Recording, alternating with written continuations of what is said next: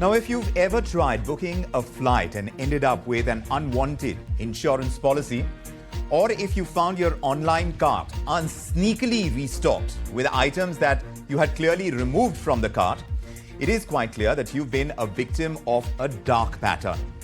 This is the growing menace in the digital marketplace, and our top story tonight, something that the government is now trying to address. The Union Minister, Prahlad Joshi, he's been taking aim at these misleading online design tricks that are known as dark patterns. The kind that quietly nudge or sometimes even shove unsuspecting consumers into making these decisions that they did not quite sign up for. So it ranges from basket sneaking to subscription traps. And now the Ministry of Consumer Affairs is identifying 13 such notorious tactics that undermine both trust and transparency. And there are big names that we are talking about here. We're talking about the likes of Amazon and Flipkart and Swiggy and Apple and Meta, even WhatsApp. They've been summoned to the table alongside voluntary consumer organizations and law universities.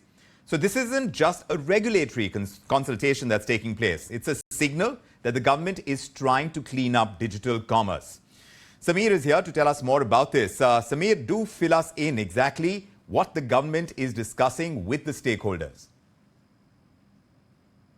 The government chaired an important meeting on the issue of dark patterns. Union Consumer Affairs Minister Prahlad Joshi headed this meeting and was attended by approximately 50 companies or the e-commerce entities. Government has clearly conveyed to these companies that they have identified 13 such dark patterns, which included the patterns like disguised advertisement, false urgency. So these sort of patterns, they have been, it has been identified and has been communicated to the e-commerce entities that they need to remove these things that actually influences the choice of consumers. And these all patterns and the trade practices, it falls under the category of unethical trade practice. It is non-transparent, and this actually influences the consumer to make some wrong choices. So that is what government has highlighted in this meeting.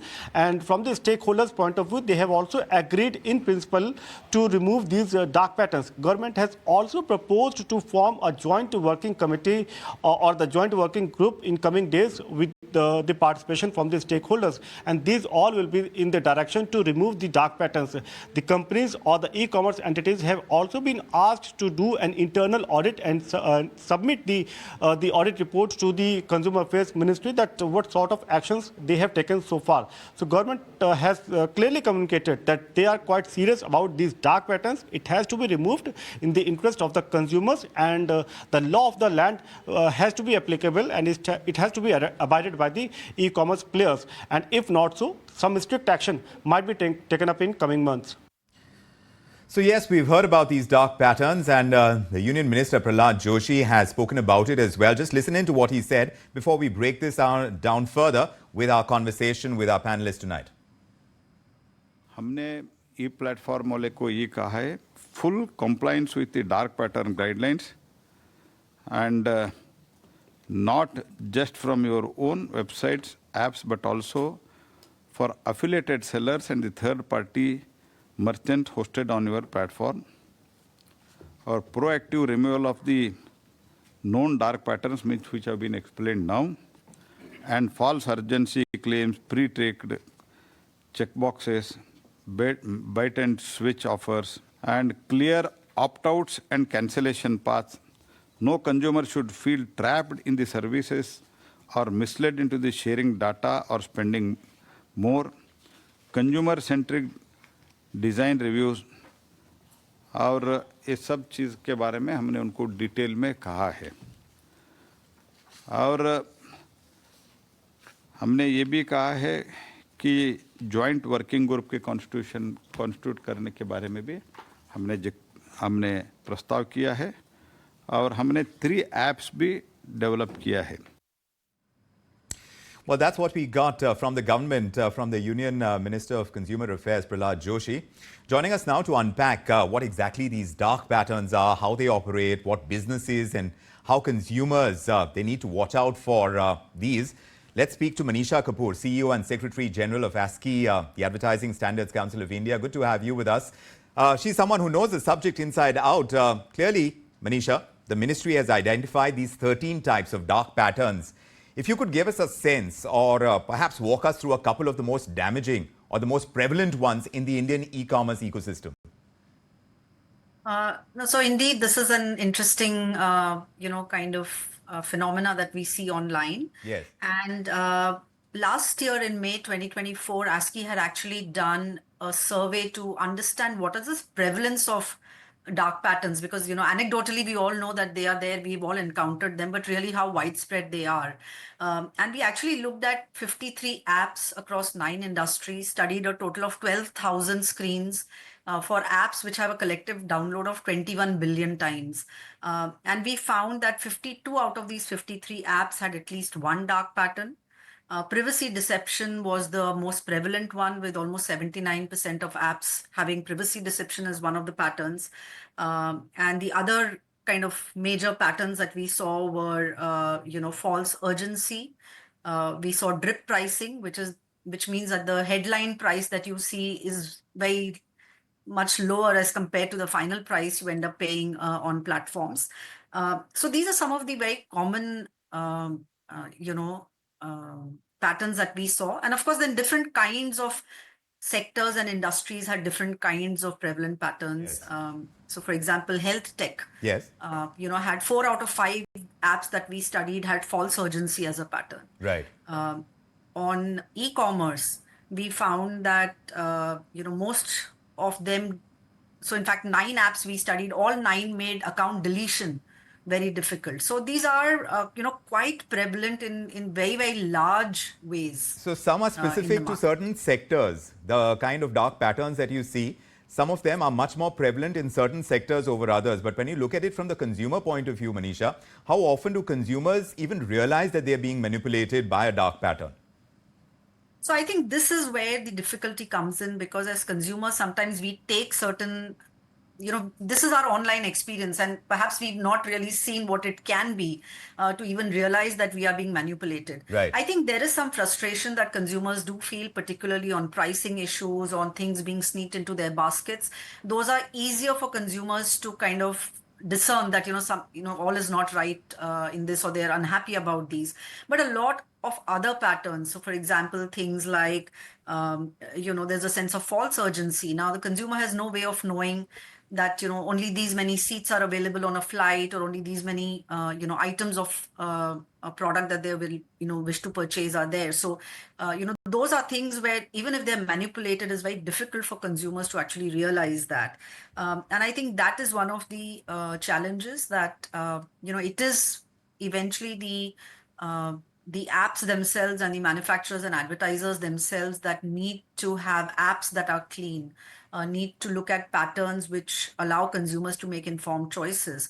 I also believe that in time, there will be apps, hopefully, that are clean and will actually make that a selling point, because, consumers don't want to be misled into buying things they didn't want. Indeed. So from that perspective also, I wanted to understand from you, like, how long do these apps trail customers to enforce the kind of will that is going to push for their cause? Because I'm trying to get a sense about how vulnerable consumers really are, and what percentage of consumers actually fold when it comes to this kind of dark patterns, that certain sectors where you see certain prevalence of certain kind of dark patterns that are particular to those. No, indeed, I think, as our study found, that these are extremely prevalent. So this is not really by exception that you will encounter a dark pattern. Chances are very high that if you are online, and I think just anecdotally, we as consumers have certainly encountered all of these dark patterns several times. So I think, the research that we did really kind of put that in perspective. 52 of India's top apps downloaded 21 billion times.